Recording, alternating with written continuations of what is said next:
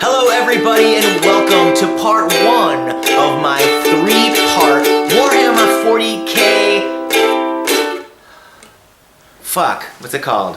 It's the Triumvirate of the Primarch! It's the Triumvirate of the Primarch! It's the Triumvirate of the Primarch! Oh, waiting to see! Oh, waiting to see! Oh, waiting to see!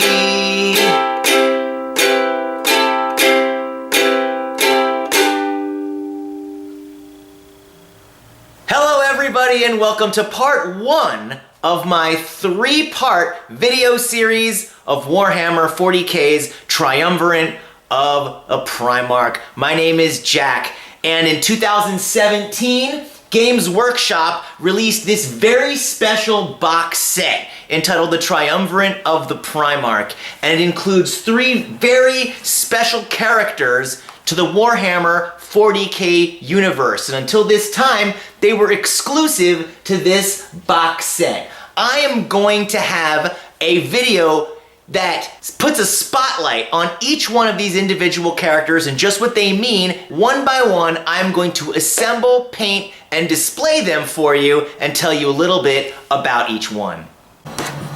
So here it is. This is the box for the Triumvirate of the Primarch. It's a big box. It kind of looks like a big book, like an encyclopedia almost.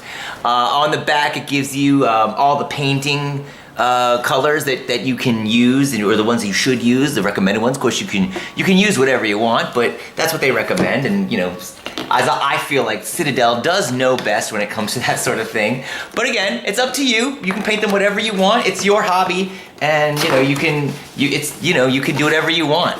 You can paint them purple, whatever you want to do.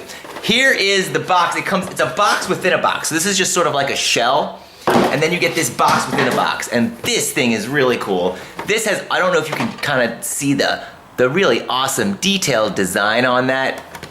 These are all the Primarchs, and this is sort of like a clock, like ticking on each Primarch. I think that's really cool. And then on the back is this really dope picture of all 3 characters, almost like iconography. You know, my father was an iconographer, and he used to work on Greek Orthodox churches.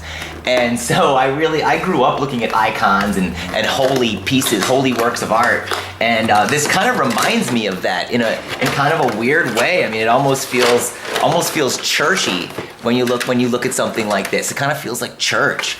Then you open this up, and right off the bat, you get a really, really awesome full color piece of artwork here that I'm personally going to put on my wall, because I actually have iconography on my wall because I love that kind of artwork. And I mean, you can just see the symbolism right here. I mean, you can see the halo, the sword of fire. I mean, he looks like the Archangel Gabriel or something like that. And Citadel always gives you a big book of how to put everything together. You know, they let you know, so you can go step by step, because this is kind of a big, complicated piece to put together, and it's very detailed, and it lets you know. There's rules, but the rules are outdated. Unfortunately, these rules are no longer available because this was 7th edition, the tail end of 7th edition, and so these are no longer the rules. Fortunately, there's new rules, and you can get them, but they don't come with the set. The set, which is just for the minis. And then everything comes on sprues right here. This looks like, here's his, you can see this is his sword, the sword of fire, and he's got really, really, really super detailed shoulder plates. If you can see right there, I mean, everything is really detailed. It actually even says Guilliman right on it. He's got a big fat base to stand on because he's a big figure. He's one of the biggest minis in the game, and of course he's a really powerful guy too. This is the base for Voldus, and then Cypher has the smaller one because Cypher is just sort of like human size. This is Cypher right here, and Cypher looks amazing. I mean, he comes with 2 pistols. He's got this really cool sword that he keeps on his back. He's cloaked and cowled in mystery. This is Voldus, and Voldus has he's got this big hammer, and he's got his book of spells, his psychic conjuring, and so I guess I should hold it over the white so you can see everything here. Psychic spells, and you got your bases. And then this is the big sprue that has all of Guilliman's stuff on it. His massive base. This base is very detailed. It's got wires and bits and pieces, and there's a wrench in there. Lots of cool stuff that you can see better once you prime it and paint it. So as you can see, this set comes with quite a bit of stuff. Now this box set came out in the spring of 2017, and since that time, Games Workshop has released these 3 models individually. But at this time, this was the only way you could get these 3 particular models. There was a 3-part series of books called Gathering Storm that advanced the Warhammer 40k storyline for the first time in like a decade. So in this set are 3 very special characters. One is the Grey Knight's Cypher Grandmaster Voldus. The other is Cypher, who is the leader of the Fallen Angels. And the centerpiece of the Triumvirate of the Primarch is the Primarch himself, Roboute Guilliman. Now, Roboute Guilliman was the first of the Space Marine Primarchs that Games Workshop has released. At the current time, he is the only Space Marine Primarch that has been released. He's the most powerful Space Marine character in the entire Imperium. He's a big, well-detailed character, and he has all kinds of crazy abilities. Meanwhile, Grandmaster Voldus is of the Grey Knights faction, and they are a division of the Space Marines.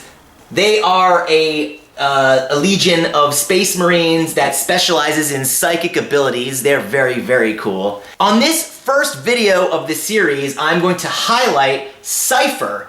He is the Lord of the Fallen. He is a character shrouded in mystery. He is probably my favorite character in the whole box set. So let's take a look at Cypher. Cypher is an incredible model.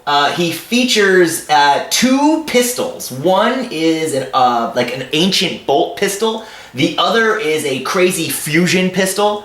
And he also carries a mysterious sword on his backpack that he has never unsheathed. It's rumored that this sword is for possibly slaying the Emperor, but that's just hearsay. I'm not here to spread rumors. He has an amazing cloak, and he's formerly of the Dark Angels faction, but they have mysteriously turned to chaos.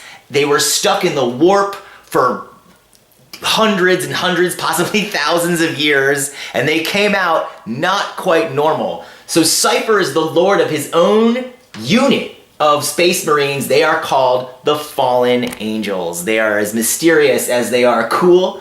And the coolest thing about the Fallen Angels is that they have keyword Imperium and keyword Chaos. So they can have Chaos or the Imperium taken as detachments for their unit, which is really incredible if you love playing 40k. In this incredible story, you follow the exploits of Roboute Guilliman, who is on a mission to save the Imperium.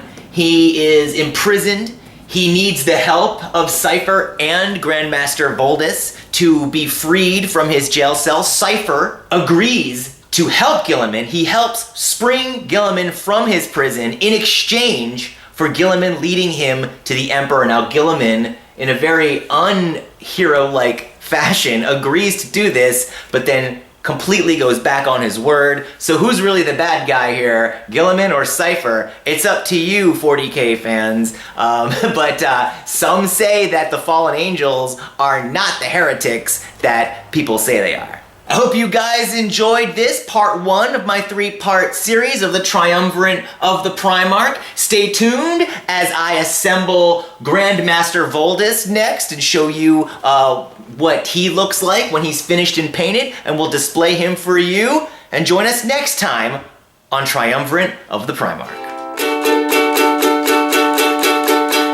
It's the Triumvirate of the Primarch.